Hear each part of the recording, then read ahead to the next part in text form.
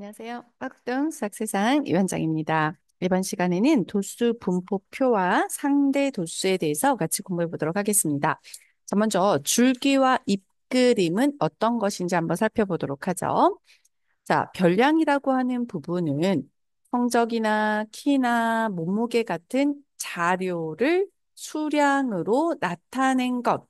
자료를 수량으로 나타낸 것. 자, 이것을 우리는 별량이라고 합니다.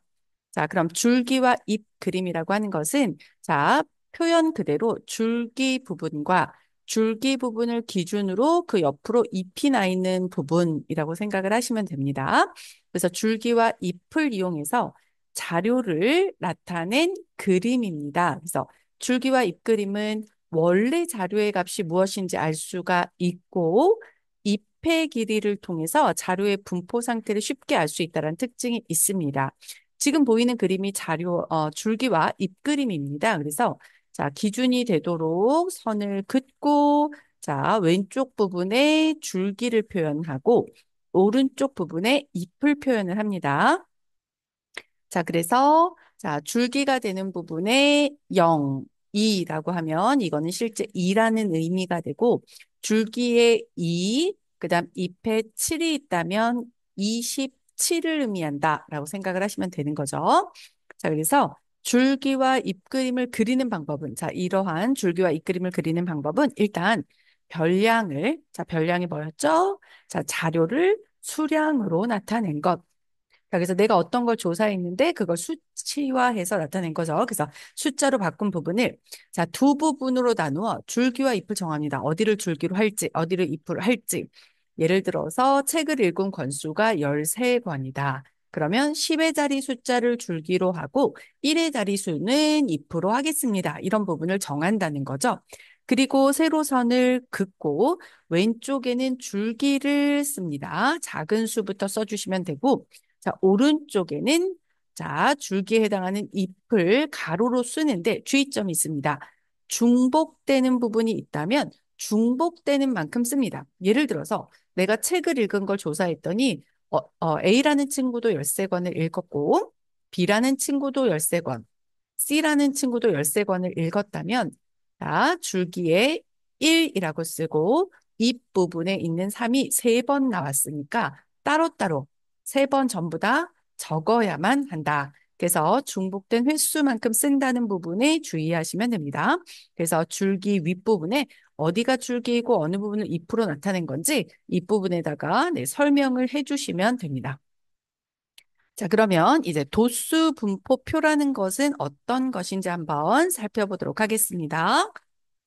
자, 도수 분포표라는 것은 도수가 퍼져 있는 것을 표로 나타내었다라고 생각을 하시면 돼요. 그래서 도수 분포표는 자료를 몇 개의 계급으로 나누고 각 계급의 도수를 나타낸 표입니다. 자, 그럼 이 의미가 무엇인지 아셔야겠죠? 자료라고 하는 것은 지금 표에서는 무게가 자료입니다. 무게를 조사해서 수량으로 나타낸 것이죠. 무게가 42 이렇게 나타낸 거예요. 그러면 이 부분이 이상, 미만의 범위입니다. 자, 그리고 그것을 계급으로 나눈다는 말은 자, 요 부분에 해당하는 40 이상 44 미만, 44 이상 48 미만. 그래서 이 부분들이 전부 다 계급을 나타내고 있다라고 생각을 하시고, 자, 거기에 몇 명이 들어갔는지 해당되는 인원을 조사했더니 6명, 7명, 7명, 5명 이렇게 나오더라. 자, 이 부분이 도수 몇 명이 해당이 되더라, 자료가 몇 개 있더라, 라는 것을 이렇게 표로 정리해 놓은 것을 우리는 도수 분포표라고 합니다.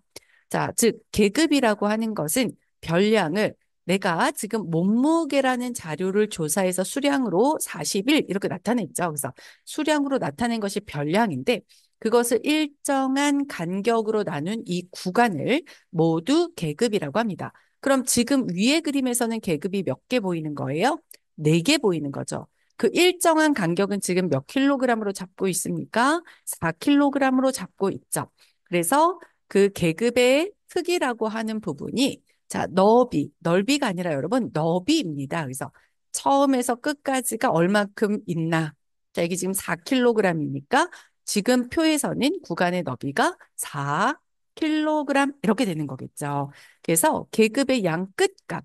자, 각각이 계급이라고 했고, 자, 양쪽 끝에 있는 값은 얼마 차이가 나요? 이것이 구간의 너비가 되고, 그것을 계급의 크기라고 합니다. 자, 계급 값이라고 하는 부분은 계급을 대표하는 값으로서 각 계급의 가운데 있는 값을 나타냅니다. 그래서 요 가운데에 있는 값을 우리 뭐라고 말한다? 계급 값이라고 표현을 합니다. 자, 이 부분은 이제 교과서에서 사라진 부분이기 때문에 자, 의미만 기억을 해두시고 넘어가셔도 괜찮습니다. 그래서 계급 값은 여기 가운데 있는 숫자라고 생각을 하시면 되고요. 예를 들어 40 이상 44 미만 그럼 계급 값이 얼마일까요? 가운데 숫자 42가 되겠죠?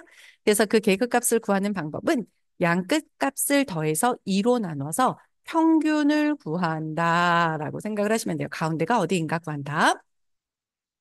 자, 도수라고 하는 것은 각 계급에 속하는 자료의 개수입니다. 몇 개인가? 예를 들어 48kg 이상 52kg 미만인 친구를 조사했더니 몇 명이 나오더라? 7명이 나오더라. 자, 이것이 바로 도수입니다. 그래서 이 표의 이름이 무엇이다?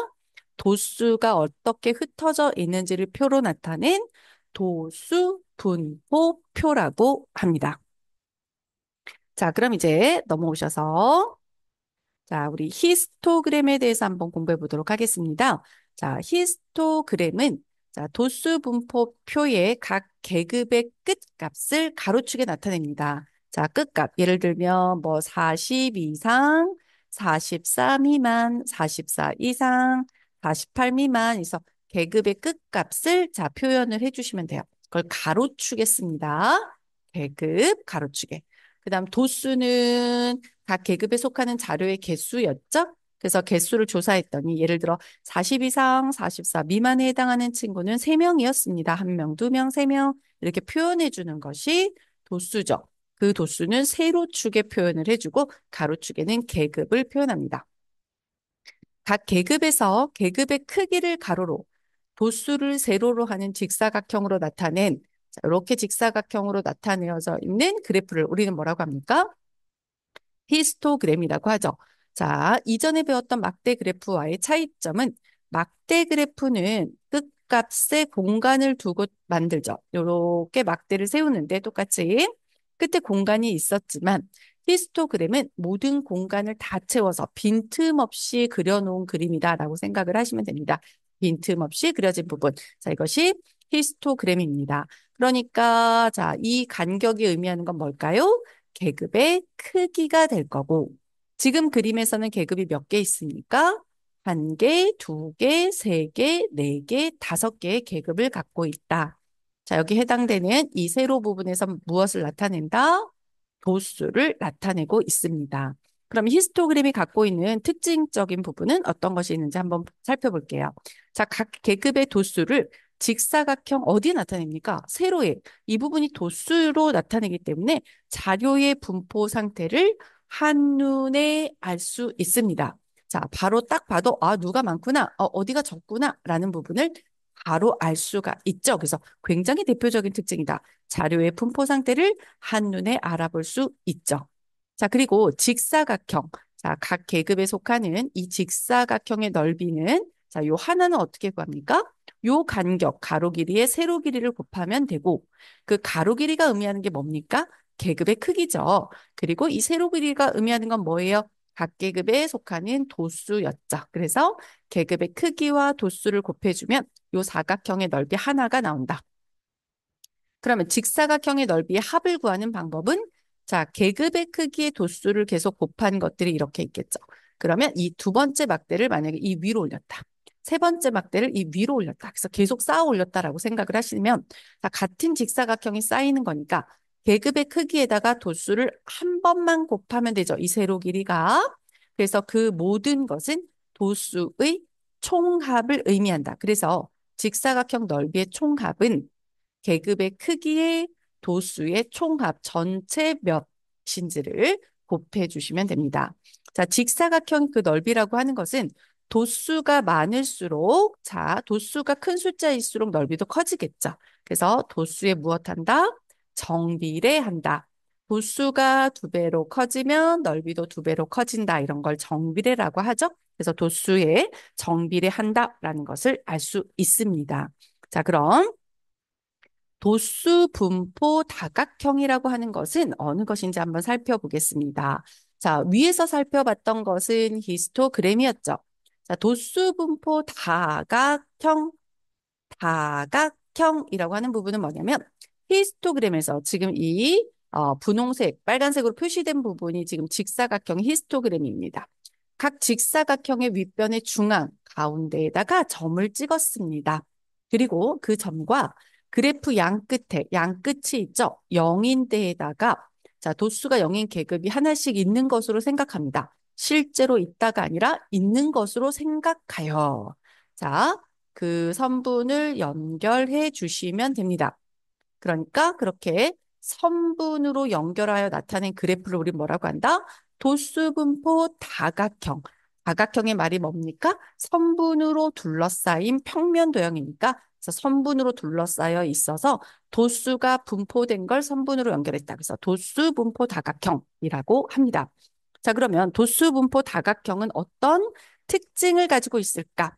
자, 대표적인 특징은 도수의 분포 상태를 이번엔 어떻게 할 수 있다고 했습니까? 연속적으로 연결되어져 있죠. 그래서 연속적으로 증가하고 감소하고 하는 것을 연속적으로 관찰할 수 있습니다. 히스토그램, 요 빨간색 직사각형은 한눈에 알아볼 수 있다. 자, 도수 분포 다각형은 분포 상태를 어떻게 할 수 있다? 연속적으로 관찰할 수 있다는 특징이 있습니다. 자, 그러면 도수분포 다각형과 가로축으로 둘러싸인 부분의 넓이. 자, 지금 선생님 선을 긋는 부분을 따라와 보세요. 도수분포 다각형과 가로축으로 둘러싸인 부분의 넓이는 자, 요거죠. 그 넓이는 히스토그램의 직사각형 넓이의 무엇과 같다? 합과 같습니다. 자, 다시 도수분포 다각형과 가로축으로 둘러싸인 도형의 넓이는 히스토그램 직사각형 넓이의 무엇과 같다? 합과 같습니다. 자, 왜 그러냐면 자, 지금 삼각형에서 이렇게 보시면 자, 두 도형이 합동이에요. 그래서 이 부분은 여기랑 같죠. 그래서 얘를 여기로 쇽 보내버리고 자, 또 마찬가지로 합동이니까 일로 보내고 합동이니까 일로 보내요. 자, 마찬가지 이유예요. 합동이니까 이 부분을 채운다. 자, 그렇게 계속 채우다 보면 자, 가로축으로 둘러싸인 부분과 직사각형 넓이 합은 같아질 수밖에 없겠죠. 자, 그 다음에 도수분포 다각형은 도수의 총합이 같은 두 개 이상의 자료의 분포 상태를 동시에 나타내기에 편리합니다. 그래서 남학생은 뭐 이렇게 되어져 있고요. 여학생은 이렇게 되어져 있다. 그래서 남학생의 도수분포 다각형과 여학생의 도수분포 다각형을 두고 그래서 누가 더 어떻게 되었는지 예를 들어 이게 뭐 달리기 기록을 낸 거다. 그러면 시간이 조금 걸린 쪽에 몰려있는 남학생이 잘한 거죠. 시간이 적게 걸렸다. 작은 쪽에, 왼쪽에 치우쳐 있다. 그럼 여학생의 그래프는 오른쪽에 치우쳐 있으니까 뒤쪽으로 시간이 더 많이 걸린 친구가 많다. 이렇게 해석을 할 수가 있겠죠. 그래서 두 개의 자료를 같이 비교해서 판단해 볼 수 있다라고 보시면 되겠죠. 자, 그 다음에 이제 넘어오셔서 마지막으로 우리 상대 도수에 대해서 한번 살펴보도록 하겠습니다. 자, 상대 도수라고 하는 것은 도수 분포표에서 전체 도수에 대한 각 계급의 도수의 비율. 자, 뭐뭐에 대한은 우리 기준량이 되는 거죠. 기준량. 그래서 분수로 나타낼 때 어디로 옵니까? 분모로 나타냈었죠. 그래서 도수의 총합, 전체 도수분의 그 계급에 속하는 도수가 얼마인지의 비율. 자, 그것을 뭐라고 합니까? 상대도수라고 합니다. 일반적으로 상대도수는 보이는 것처럼 소수로 표현하는 것이 일반적인 표현입니다. 그래서 자, 상대도수는 전체가 몇 명인데 그중에서 1 이상 2 미만인 친구는 전체의 0.2에 해당돼. 그러면 얘는 자, 전체가 1이기 때문에 0.2는 20%라고 해석을 하실 수 있고 0.25면 25% 해당이 돼. 전체는 100%야. 자, 이렇게 해석을 할 수 있다라는 의미가 됩니다. 그래서 상대 도수의 분포표는 각 계급의 상대 도수를 나타낸 표. 지금 보이시는 자, 요런 표. 그럼 상대 도수의 총합은 항상 얼마일 수밖에 없습니까? 1일 수밖에 없죠. 왜냐하면 전체는 100%이기 때문입니다. 자, 그럼 상대 도수가 갖고 있는 특징은 어떤 것들이 있을까? 자, 각 계급의 상대 도수는 자, 0에서부터 어디까지만 가능합니까? 1까지만 가능합니다. 0 이상 1 이하입니다. 1을 벗어날 수 없죠? 얘가 100%이기 때문입니다. 그리고 그 합을 구하면 상대도수의 총합은 반드시 얼마이다? 1일 수밖에 없겠죠. 그리고 각 계급의 상대 도수는 각 계급의 무엇의 도수에 정비례합니다. 자, 보시면 자, 이 부분은 지금 5%죠. 이 부분은 몇 퍼센트예요? 10%를 의미하죠. 예를 들어 5%가 10명이라고 가정을 한다면 10%는 도수가 2배이므로 20명이다. 이렇게 할 수 있다라는 의미가 됩니다. 자, 그리고 아주 중요한 부분이 있습니다. 자, 도수의 총합이 다른. 자, 총합이 달라요. 근데 비교해야 돼요. 총합이 다른데 두 자료를 비교해야 돼요. 그런 두 집단 자료의 분포 상태를 비교할 때 사용하는 것이 무엇이다? 상대도수입니다. 총합이 다른 두 자료를 비교할 때 무엇을 사용한다? 상대도수. 자, 중요한 내용이니까 반드시 기억을 해주셔야 됩니다. 그 다음에 넘어오셔서 상대 도수의 분포를 나타낸 그래프에 대해서 간단히 살펴보자면, 자, 상대 도수의 분포표를 히스토그램이나 도수 분포 다각형의 모양으로 나타낸 그래프를 우리는 상대 도수의 분포를 나타낸 그래프라고 이야기를 합니다. 모양은 아래 보시는 이런 부분이죠. 그래서 자, 지금 히스토그램의 자, 중간에 상대 도수 점을 찍고 자, 끝에 0이 하나 더 있다고 해서 연결해 놓았다. 선분으로 연결돼 있어서 우리가 도수분포 다각형이라고 불렀었죠. 자, 그래서 상대 도수는 총합이 항상 얼마입니까? 1이기 때문에 상대 도수 분포를 나타낸 그래프와 가로축으로 둘러싸인 도형의 넓이는 자, 각 계급의 무엇과 같습니까? 크기와 같다. 계급의 크기에 상대도수 0.1, 크기에 0.3, 여기도 10에다가 0.3, 여기도 계급의 크기 10에다가 0.3 이런 식으로 곱한다는 거죠. 그런데 그 막대가 위로 올려져 있다라고 생각을 해보세요. 위로 쭉 올려놓고 자, 계급 크기에다가 상대도수의 총합을 곱하면 상대도수의 총합은 항상 얼마다? 1일 수밖에 없다. 100% 1. 그렇기 때문에 결국은 이 부분의 넓이는 항상 누구랑 같다?